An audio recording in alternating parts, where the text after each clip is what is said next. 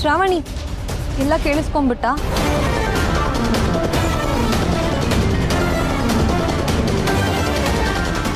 ಏನೋ ಅವಳು ಅಷ್ಟೊಂದು ಕೋಪದಲ್ಲಿದ್ದಾಳೆ.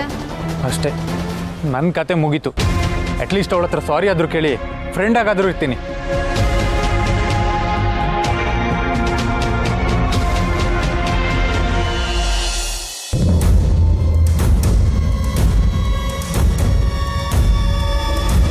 ಮೇಡಮ್ ಎಲ್ಲೋ ಬಿಟ್ಟಿದ್ರಿ? ಕಾಯಿ ನೀವು ಆಡ್ಸ್ಕೊಂಡು ದೃಷ್ಟಿ ತೆಗೆಸ್ಕೊಂಡು ನಾಪತ್ತೆ ಆಗ್ಬಿಟ್ಟಿದ್ರಲ್ಲ. ನಿಮ್ಮನ್ನು ಹುಡುಕಿ ಹುಡುಕಿ ಸಾಕಾಗೋಯ್ತು ನನಗೆ. ನನಗೆ ಕೋಪ ಬಂದಿದೆ ಸುಬ್ಬು. ಕೋಪ ಬಂದಿದ್ಯಾ? ಅಂಥದ್ದೇನಾಯ್ತು? ಅವ್ನು ಯಾರು ನನ್ನ ಲವ್ ಮಾಡ್ತಿದ್ದಾನಂತೆ. ಅವ್ನು ಯಾರು ಅಂತಾನೆ ನಂಗೆ ಸರಿಯಾಗಿ ಗೊತ್ತಿಲ್ಲ. ನಮ್ಮ ಕ್ಲಾಸಲ್ಲಿ ಓದ್ತಿರೋದು. ಅಬ್ಬಬ್ಬ ಅಂದ್ರೆ ಒಂದ್ 4 ಸಲ ಅವನ ಹತ್ರ ಮಾತಾಡಿರ್ಬೋದು. ಅಷ್ಟಕ್ಕೆ ಅವನಿಗೆ ನನ್ನ ಮೇಲೆ ಲವ್ ಆಗೋಯ್ತಾ? ಲವ್ ಮಾಡ್ತಿದ್ದೀನಿ ಅಂತ ಅವನೇ ಬಂದು ಹೇಳಿದ್ನ. ಆಮೇಲೆ ಏನಾಯ್ತು? ನೀನೇನ್ ಸುಬ್ಬು ನೀನು? ನಿನಗೇನು ಅನ್ನಿಸ್ತಾ ಇಲ್ವಾ? ಅವ್ನು ಯಾರೋ ಬಂದು ನಾನು ಲವ್ ಮಾಡ್ತಿದ್ದೀನಿ ಅಂತ ಹೇಳಿದ್ರೆ ನಿನಗೇನು ಅನ್ಸೋದೇ ಇಲ್ವಾ? ನನಗೆ ಇಷ್ಟು ಕೋಪ ಬರ್ತಿದೆ, ಇಷ್ಟು ಹರ್ಟ್ ಆಗ್ತಿದೆ, ಆದ್ರೆ ನೀನು ಯಾವ್ದು ಅಡುಗುಳಚ್ಚಿ ಕತೆ ಕೇಳೋ ತರ ಆಮೇಲೆ ಏನಾಯ್ತು ಅಂತ. ಅವ್ನ್ ಏನಾದ್ರು ನಾನು ಅವ್ನ ಪ್ರೀತಿನ ಒಪ್ಕೊಂಡಿಲ್ಲ ಅಂತ ನನಗೇನಾದ್ರೂ ಹೆಚ್ಚು ಕಡಿಮೆ ಮಾಡ್ಬಿಟ್ರೆ ಆಮೇಲೆ ಏನ್ ಮಾಡೋದು? ನನ್ನ ಜೊತೆ ಇದ್ದು ನನ್ನ ಸೇಫ್ ಆಗಿ ನೋಡ್ಕೋಬೇಕಾಗಿರೋನ್ ಯಾರು? ನೀನೇ ತಾನೆ? ಮೇಡಮ್ ಹಂಗೆಲ್ಲ ಆಗೋದಕ್ಕೆ ಬಿಡ್ತೀನ? ನಾನು ಇಲ್ಲೇ ಇರ್ತೀನಲ್ವ ನಿಮ್ಮ ಜೊತೆನೆ. ಮತ್ ಹೋಗು, ಅವನನ್ನ ಸರಿಯಾಗಿ ವಿಚಾರಿಸ್ಕೊ. ಅದನ್ನು ನಾನೇ ಹೇಳ್ಕೊಡ್ಬೇಕಾ ನಿನಗೆ? ನನ್ನನ್ನು ಲವ್ ಮಾಡೋದಿರ್ಲಿ, ನನ್ನ ಹತ್ರ ಸುಳ್ಳಿಯಾಕು 100 ಸಲ ಯೋಚನೆ ಮಾಡ್ಬೇಕು. ಶ್ರಾವಣಿಗೆ ಕಾವಲಾಗಿ ಸುಬ್ಬು ಇದ್ದಾನೆ. ಸುಬ್ಬುನ ದಾಟಿ ಶ್ರಾವಣಿ ಹತ್ರ ಹೇಗಪ್ಪ ಹೋಗೋದು ಅಂತ ಹೆದರಿ ನಡುಕ್ಬೇಕು. ಆ ರೀತಿ ನೀನ್ ನನ್ನ ಜೊತೆ ಆಗಿರ್ಬೇಕು. Correct madam. ನಾನು ಅವನಿಗೆ ಏನು ಮಾಡ್ತೀನಿ ಅಂತ ನೀವೇ ನೋಡ್ತಾ ಇರಿ. ನಿಮ್ಮ ಸವಾಸಕ್ಕೆ ಬರಬಾರ್ದು, ಹಂಗೆ ಮಾಡ್ತೀನಿ. ಶ್ರಾವಣಿ, ಸಾರಿ ಶ್ರಾವಣಿ.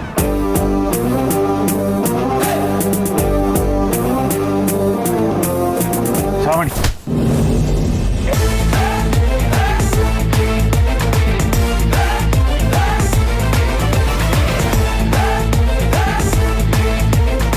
ಪರವಾಗಿಲ್ವೇ? ನನ್ನ ಸುಬ್ಬುಗೂ ಕೋಪ ಬರುತ್ತೆ. ನನಗೋಸ್ಕರ ನನ್ನ ಸುಬ್ಬು ಸಿನಿಮಾ ಹೀರೋ ತರ ಫೈಟ್ ಮಾಡಿದ್ರೆ ಹೇಗಿರುತ್ತೆ? ಎಲ್ಲ ಹುಡುಗಿರಿಗೂ ಇದೊಂದು ಆಸೆ ಇರುತ್ತೆ, ತನ್ನ ಹುಡುಗ ತನಗೋಸ್ಕರ ಫೈಟ್ ಮಾಡೋದನ್ನ ನೋಡಬೇಕು ಅಂತ. ಆಹಾ, ಈಗ ಈ ಆಸೆನೂ ಈಡೇರುತ್ತೆ. ನೋಡೋಣ ಸುಬ್ಬು ಹೇಗೆ ಫೈಟ್ ಮಾಡ್ತಾನೆ ಅಂತ. ಸುಬ್ಬು, ಇಷ್ಟು ದಿನ ನಾನಿನ್ನ ಚಾಕ್ಲೇಟ್ ಹೀರೋ ಅನ್ಕೊಂಡಿದ್ದೆ, ಆದರೆ ಇವತ್ತು ನೀನು ಆಕ್ಷನ್ ಹೀರೋ ಅಂತ ಪ್ರೂವ್ ಆಗುತ್ತೆ.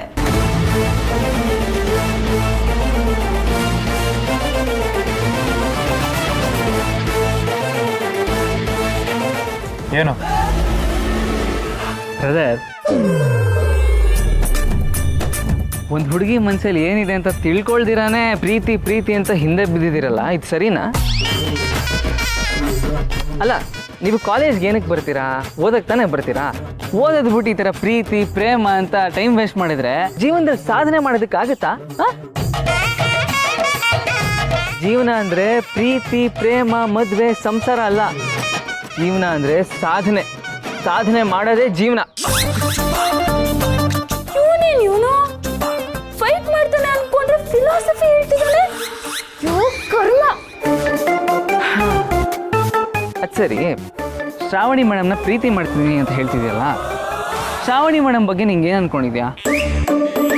ಅವ್ರ ಗುಣ ಎಂಥದ್ದು, ಅವ್ರ ವ್ಯಕ್ತಿತ್ವ ಎಂಥದ್ದು, ಅವ್ರ ನಡವಳಿಕೆ ಎಂಥದ್ದು, ಇದನ್ನೆಲ್ಲ ಗಮನಿಸಿದ್ರೆ ನಿನಗೆ ಗೊತ್ತಾಗಿರೋದು ಅವರು ದೇವತೆ ಇದ್ದ ಹಾಗೆ ಅಂತ. ಅಂಥವ್ರು ಮನ್ಸು ಕೊಡ್ಬೇಕಾದ್ರೆ ಎಂತೆಂಥ ಗುಣಗಳಿರ್ಬೇಕು ಗೊತ್ತಾ? ಹುಡುಗ ಚೆನ್ನಾಗಿ ಓದ್ಕೊಂಡಿರ್ಬೇಕು, ಒಳ್ಳೆಯವನಾಗಿರ್ಬೇಕು, ಬುದ್ಧಿವಂತ ಆಗಿರಬೇಕು, ನಯ ವಿನಯ ಇರಬೇಕು, ಸಂಸ್ಕಾರ ಇರಬೇಕು, ದುಡ್ಡು ಆಸ್ತಿ ಅನ್ನೋ ಆಸೆಗಳಿರಬಾರ್ದು, ತಾಳ್ಮೆ ಇರಬೇಕು, ಎಂಥ ಸಂದರ್ಭ ಬಂದ್ರೂ ಅವ್ರನ್ನ ಕಣ್ಣಲ್ಲಿ ಕಣ್ಣಿಟ್ಟು ಕಾಪಾಡ್ಕೋತೀನಿ ಅನ್ನೋ ಧೈರ್ಯ ಇರಬೇಕು, ಅವ್ರ ಕಣ್ಣಲ್ಲಿ ನೀರು ಬಂದರೆ ತನ್ನ ಕಣ್ಣಲ್ಲಿ ರಕ್ತ ಬರುತ್ತೇನೋ ಅನ್ನೋ ಒಂದು ಕಾಳಜಿ ಇರಬೇಕು, ಅವ್ರು ಇಷ್ಟಪಟ್ಟಿದ್ದನ್ನು ನೆರವೇರಿಸ್ಬೇಕು, ಅವ್ರಿಗೆ ಕಷ್ಟ ಆಗ್ತಿದ್ದಂಗೆ ನೋಡ್ಕೋಬೇಕು, ಅವ್ರ ಭಾವನೆಗಳಿಗೆ ಸ್ಪಂದಿಸ್ಬೇಕು, ಅವ್ರ ಕೋಪ ಬಂದರೆ ಸಮಾಧಾನ ಮಾಡಬೇಕು, ಅದೇ ಕೋಪದಲ್ಲಿ ರೇಟ್ ಹೊಡೆದ್ರೆ ಹೊಡೆಸ್ಕೊಂಡು ನಗ್ನಗ್ತಾ ಇರಬೇಕು, ಅವ್ರ ನಗು ನೋಡಿ ನಗಬೇಕು, ಅವ್ರಿಗೆ ದುಃಖ ಆದರೆ ಕಣ್ಣಲ್ಲಿ ನೀರು ಬರಬೇಕು, ಅವ್ರ ಆಸೆಗಳನ್ನ ಅವ್ರ ಕನಸುಗಳನ್ನ ಅವ್ರಿಗೇ ಗೊತ್ತಿಲ್ದಿರೋ ಹಾಗೆ ನೆರವೇರಿಸ್ಬೇಕು, ರೆಪ್ಪೆಯಲ್ಲಿ ಇಟ್ಕೊಂಡು ಅವ್ರನ್ನ ಕಾಪಾಡ್ಕೋಬೇಕು, ಹೃದಯದಲ್ಲಿ ಬಚ್ಚಿಟ್ಕೊಂಡು ಪ್ರೀತಿಯಿಂದ ನೋಡ್ಕೋಬೇಕು. ಅವ್ರ ಮನ್ಸು ಗೆಲ್ಲಬೇಕಂದ್ರೆ ಇಷ್ಟೆಲ್ಲ ಗುಣ ಇರಬೇಕು. ಎದೆ ಮುಟ್ಕೊಂಡು ಹೇಳಿ, ತಮ್ಗೆ ಇಷ್ಟೊಂದು ಗುಣ ಇದೆಯಾ ಅಂತ. ಈ ಗುಣಗಳೆಲ್ಲ ನಿನ್ನ ಹತ್ರನೇ ಇದೆ ಸುಬ್ಬು. ಆದ್ರೆ ಈ ವಿಷಯ ನಿನಗೆ ಗೊತ್ತಿಲ್ಲ. ಈ ಗುಣಗಳೆಲ್ಲ ನಿನ್ನ ಹತ್ರ ಇರೋದಕ್ಕೇನೆ ನಾನು ನಿನಗೆ ಮನ್ಸು ಕೊಟ್ಟಿರೋದು. ಶ್ರಾವಣಿ ಪ್ರೀತಿ ಮಾಡಬೇಕು ಅಂದರೆ ಹಾಗಿರಬೇಕು ಹೀಗಿರಬೇಕು ಅಂತ ಊರವ್ರಿಗೆಲ್ಲ ಹೇಳ್ತಿದ್ಯಲ್ಲ. ಆದರೆ ಶ್ರಾವಣಿ ಪ್ರೀತಿನ ನೀನೇ ಅರ್ಥ ಮಾಡ್ಕೋತಿಲ್ವಲ್ಲೋ. ಪೆದ್ದ ಪೆದ್ದ ನೀನು. ಇಲ್ಲ ಸರ್, ಸಾರಿ, ನನ್ನಿಂದ ತಪ್ಪಾಯಿತು. ನಾನು ನೋಡಿದ ತಕ್ಷಣ ಅಟ್ರಾಕ್ಟ್ ಆಗಿ ಲವ್ ಅಂತ ತಪ್ಪಾಗಿ ತಿಳ್ಕೊಂಡೆ. ನೀವು ಹೇಳೋಷ್ಟೆಲ್ಲ ಒಳ್ಳೆಯನಲ್ಲ. ನನಗೆ ಆ ಥರ ಇರೋದಕ್ಕೆ ಸಾಧ್ಯನೂ ಇಲ್ಲ. Shravani, I am very sorry. Let's be friends. Sorry Subbu sir, ನೀವು ನನ್ನ ಕಣ್ಣು ತರಿಸಿದ್ರಿ. ನಾನು ನನ್ನ ಗುಣಕ್ಕೆ ತಕ್ಕನಾಗೆ ಹುಡುಗಿ ನೋಡ್ಕೋತೀನಿ. Once again I am very sorry. All the best. Thank you.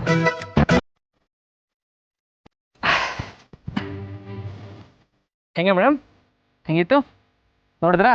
ಇನ್ಮೇಲೆ ನಿನ್ನ ಸವಾಸಕ್ಕೆ ಬರಲ್ಲ. ನೀನು ಬಿಲ್ಡಪ್ ಕೊಟ್ಟಿದ್ದ ರೇಂಜ್ ನೋಡಿ ಏನೇನೋ ಆಗುತ್ತೆ ಅನ್ಕೊಂಡೆ, ಆದರೆ ಇನ್ನೇನೇನೋ ಆಗೋಯ್ತು.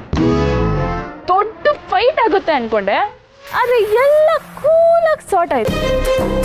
ಹೋಗ್ಲಿ ಬಿಡು, ಇನ್ನೇನು ಮಾಡೋಕ್ಕಾಗುತ್ತೆ. ಮೇಡಮ್, ಫೈಟ್ ಅಂದರೆ ಹೊಡೆದಾಡ್ಬೇಕಂತಾನೆ ಇಲ್ಲ ಮೇಡಮ್. ಪ್ರೀತಿಯಿಂದ ಹೃದಯ ಗೆಲ್ಲೋನು ಯುದ್ಧ ಗೆಲ್ಲೋನ್ಕಿಂತ ಸ್ಟ್ರಾಂಗ್ ಆಗಿರ್ತಾನೆ, ಗೊತ್ತಾ?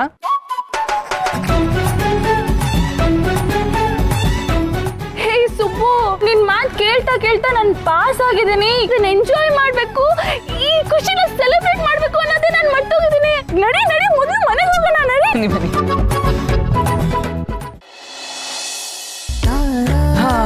ಮೇಡಮ್, ನಿಮ್ಮ ಸಂಭ್ರಮ ಎಲ್ಲ ಮುಗಿದಿರೆ ಮನೆ ಹೊಡ್ಬೋದಾ ಈಗ?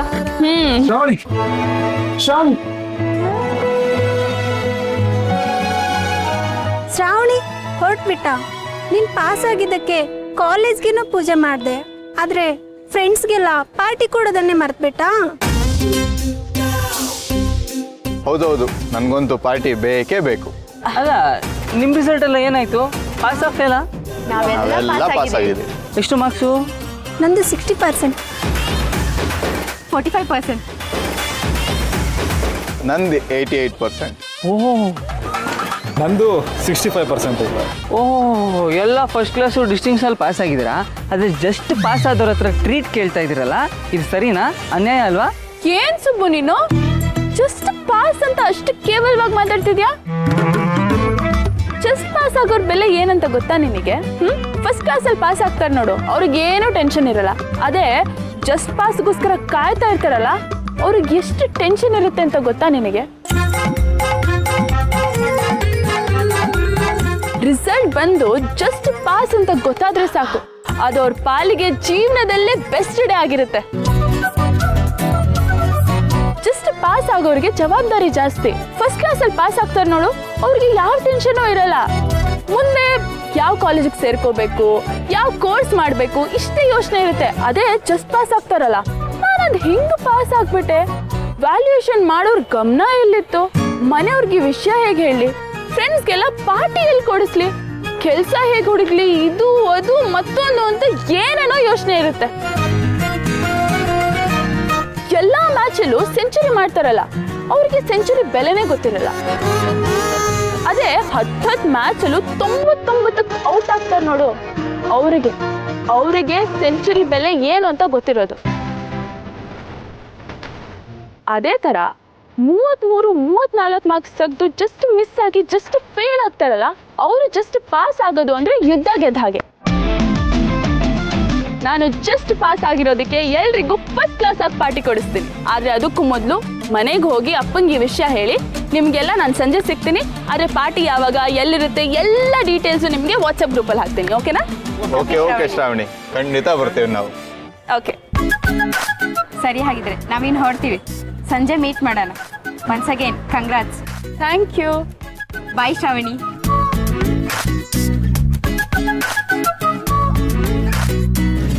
ಏನು ಮೇಡಮ್, ನೀವು ಜಸ್ಟ್ ಪಾಸ್ ಆದವ್ರ ಬಗ್ಗೆ ಒಂದು ಭಾಷಣ ಮಾಡ್ಬಿಟ್ರಿ. ಕ್ಲಾಸಲ್ಲಿ ಒಂದು 100 ಜನ ಇದ್ದಾರೆ ಅಂದರೆ ಅದರಲ್ಲಿ ರ್ಯಾಂಕ್ ತೊಗೊಳೋರು ಹಬ್ಬ ಅಂದರೆ ಒಂದು 8ರಿಂದ 9 ಜನ ಸಿಗ್ತಾರೆ ಮೇಡಮ್. ಆದರೆ ಜಸ್ಟ್ ಪಾಸ್ ಆಗೋರು ಮಾತ್ರ ಏನಿಲ್ಲ ಅಂದರೂ ಒಂದು 60ರಿಂದ 70 ಜನ ಅಂತೂ ಕೈಗೆ ಸಿಕ್ಕೇ ಸಿಗ್ತಾರೆ. ಅವರೆಲ್ಲರೂ ನಿಮ್ಮ ಮಾತು ಕೇಳಿದ್ರೆ ಇವತ್ತು ಫುಲ್ಲು ಖುಷಿ ಆಗ್ಬಿಡ್ತಾ ಇದ್ರು ಮೇಡಮ್. ಆದರೂ ರ್ಯಾಂಕ್ ತಗೊಳ್ಳೋರಿಗೆ ಒಂದು ಪ್ರಶಂಸೆ ಇರುತ್ತೆ, ಹೊಗಳಿಕೆ ಇರುತ್ತೆ, ಪ್ರಶಸ್ತಿ ಇರುತ್ತೆ, ಎಲ್ಲ ಇರುತ್ತೆ. ಆದರೆ ಜಸ್ಟ್ ಪಾಸ್ ಆದವ್ರಿಗೆ ಒಂದು ಜೈಕಾರನೂ ಇಲ್ವಲ್ಲ ಮೇಡಮ್? ನಾವೊಂದು ಜೈಕಾರ ಆದರೂ ಹಾಕೋದು ಬೇಡವಾ? ಜಸ್ಟ್ ಪಾಸ್ ಆದವ್ರಿಗೆ ಜೈ, ಜಸ್ಟ್ ಪಾಸ್ ಆದವ್ರಿಗೆ ಜೈ. ಸರಿ ಸುಬ್ಬು ಬಾ, ಈಗ ಹೊರಡೋಣ. ಮೇಡಮ್ ಹೌದು, ನೀವು ಹೇಗೆ ಬಂದ್ರಿ? ಹೇಗೂ ವಾಪಸ್ ನಿನ್ ಜೊತೆ ಹೋಗೋದಲ್ಲ ಅಂತ ಕ್ಯಾಬಲ್ಲಿ ಬಂದೆ. ಸರಿ ಮೇಡಮ್, ನಾನು ಕ್ಯಾಬ್ ಬುಕ್ ಮಾಡ್ತೀನಿ, ನೀವು ಹೊರಡಿ, ನಾನು ಹಿಂದೆನೇ ಬರ್ತೀನಿ. ಏಯ್, ತಲೆ ಕೆಟ್ಟಿದ್ಯಾ ನಿನಗೆ? ನಿನ್ ಗಾಡಿಯಲ್ಲಿ 2 ಚಕ್ರ ಇಲ್ವಾ? ಇದೆ. ನಿನ್ ಗಾಡಿ ಸ್ಟಾರ್ಟ್ ಆಗುತ್ತೆ ತಾನೆ? ಆಗುತ್ತೆ. ನಿನ್ ಗಾಡಿಯಲ್ಲಿ ಹಿಂದಿರೋ ಸೀಟು ಖಾಲಿ ಇದೆ ತಾನೆ? ಇದೆ ಮೇಡಮ್. ನಿನ್ನ ಹತ್ರ ಡ್ರೈವಿಂಗ್ ಲೈಸೆನ್ಸ್ ಇದೆ ತಾನೆ? ಖಂಡಿತವಾಗ್ಲೂ ಇದೆ ಮೇಡಮ್. ಹಾಗಾದ್ರೆ ನಡಿ, ನಾನು ನೀನು ಗಾಡಿಯಲ್ಲೇ ಹೋಗೋಣ. ಮೇಡಮ್ ಆದ್ರೂ ಗೀದ್ರು ಏನೂ ಇಲ್ಲ. ಶ್ರಾವಣಿ, ಸುಬ್ರಹ್ಮಣ್ಯ ಇಬ್ರು ಗಾಡಿಯಲ್ಲಿ ಹೋದ್ರು ಅಷ್ಟೇ. ಬಾ ಸುಬ್ಬು.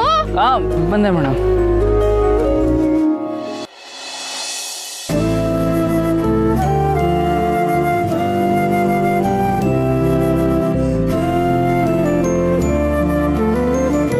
ಜೊತೆಲಿ ಹುಟ್ಟಿದ ತಂಗಿ ಜೀವನ ಹಾಳು ಮಾಡಿ ಈಗ ಶ್ರಾವಣಿಗೋಸ್ಕರ ಬೇಕು ಅಂತಿದ್ಯಾ?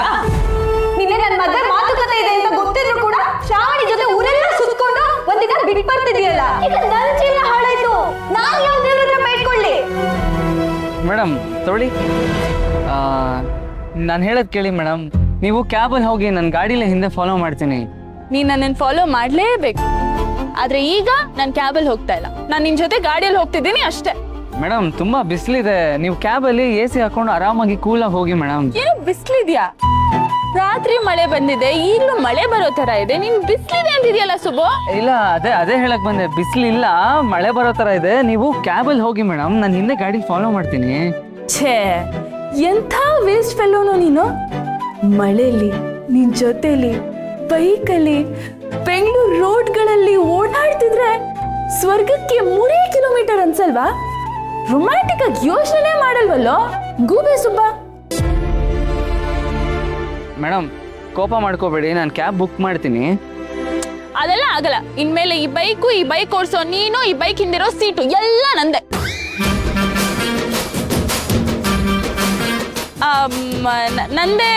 ನಂದೇ ಅಂದ್ರೆ ನಾನ್ ಮಾತ್ರ ನಿನ್ನ ನಮ್ಮ ಕಾರಲ್ಲಿ ಕೂರ್ಸ್ಕೋತೀನಿ, ಡ್ರೈವಿಂಗ್ ಸೀಟ್ ಕೊಡ್ತೀನಿ. ಆ ಡ್ರೈವಿಂಗ್ ಸೀಟ್ ನಿಂದೆ ಅನ್ನೋ ತರ ನೀನ್ ಬಿಹೇವ್ ಮಾಡಲ್ವಾ? ಅದೇ ತರ ನಿನ್ ಗಾಡಿಯಲ್ಲಿ ನನ್ನನ್ನು ಕೂರ್ಸ್ಕೊಳಲ್ವಾ? ಅಂಥದ್ರಲ್ಲಿ ನಾನು ಈ ಗಾಡಿಯಲ್ಲಿ ಕೂತ್ಕೊಂಡು ಈ ಸೀಟ್ ನಂದು ಅಂತ ಅನ್ಕೊಳ್ಳೋದ್ರಲ್ಲಿ ತಪ್ಪೇನಿದೆ? ನಿನ್ಗೇನಾದ್ರೂ ಅನ್ಕಂಫರ್ಟೇಬಲ್ ಆಗುತ್ತೆ ಅಂದ್ರೆ ಹೇಳು, ನೀನ್ ಗಾಡಿ ಓಡಿಸ್ಬೇಡ, ನಾನೇ ಗಾಡಿ ಓಡಿಸ್ತೀನಿ. ಕೊಡಿ ಇಲ್ಲಿಕ್ಕೆ. ಬೇಡ ಮೇಡಮ್, ನಾನೇ ಓಡಿಸ್ತೀನಿ, ಬನ್ನಿ ಕೂತ್ಕೊಳ್ಳಿ. ಹಾಗ್ ಬಾ ದಾರಿಗೆ.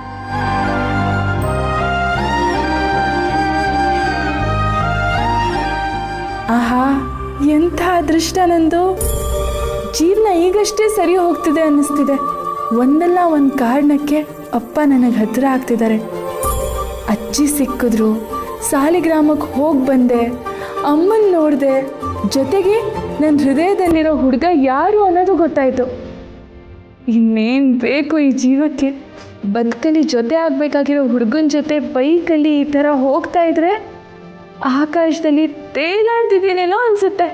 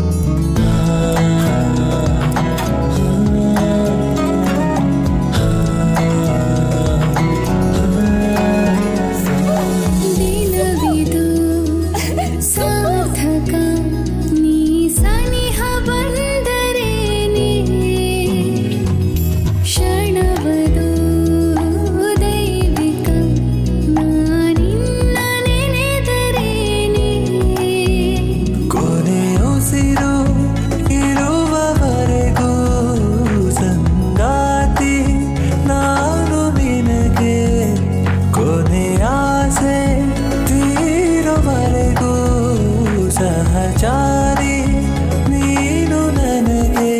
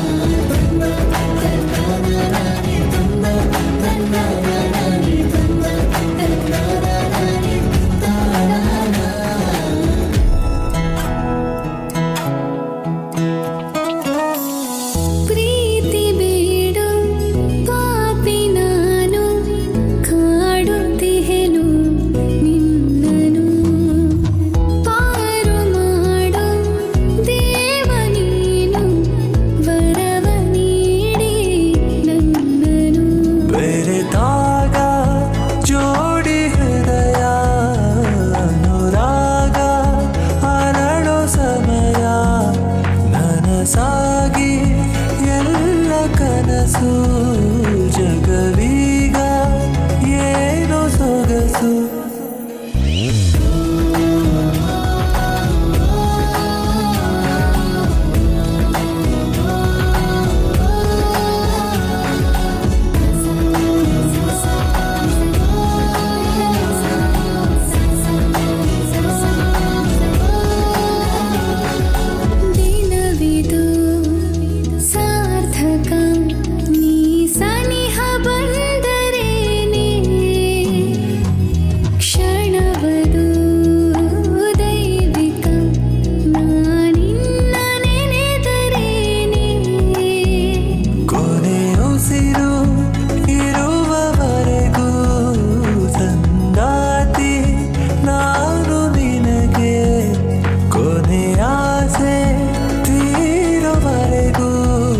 ಸಹಚಾರಿ ನೀನು ನನಗೆ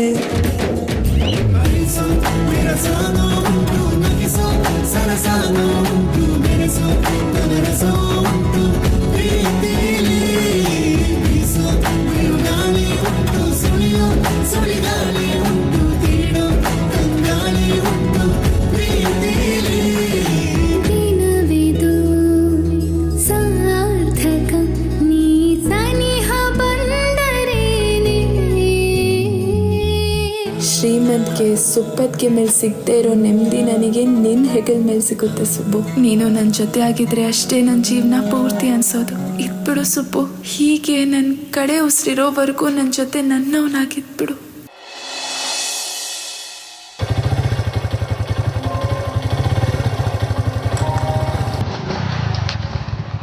ಮೇಡಮ್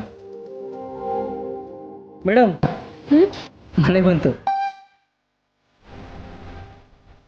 ಹಾಂ